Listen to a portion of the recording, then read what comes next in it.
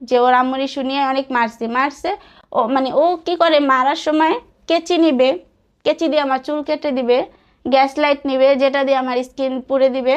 ও আমাকে সবসময় থ্রেট করতো যে অ্যাসিড মেরে দিবে আমাকে, বা ব্লেড দিয়ে আমার স্কিনে মানে চেহারায় স্টেপ দিয়ে দিবে। এই ধরনের ব্ল্যাকমেল আমার সবসময় করে। তো আমার গ্যাস লাইট দিয়ে মুখ পুরা দিতে, মানে বারবার গ্যাস লাইট গুলো আমার মুখের ভিতরে জ্বালাইতেছিল। তা আমি অনেক চিল্লাইছি, জ্বালানা দিয়ে অন্য ফ্ল্যাটের মানুষগুলো ডাকতেছে যে আমাকে কেউ বাঁচাও। তখন রাত 3টা বাজে। ওর আম্মু আমাকে মারছে ওদিনকা, ও মারছে। তারপর যাই হোক, সকালবেলা আমি কোরআন শরীফ নিয়ে বসছি।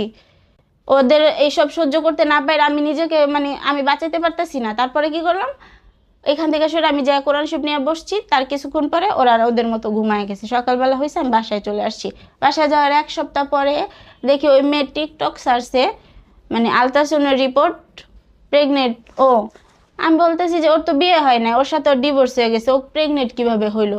আর ডেটটা জুম করে দেখি যে ওই মেয়ের 4 মাসের প্রেগনেন্ট।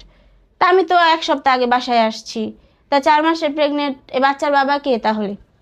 তারপর সবকিছু খোঁজ নিয়ে দেখি যে বাচ্চার বাবা ও। এর আপনার কারণেই, হাজবেন্ড? হ্যাঁ, এর কারণে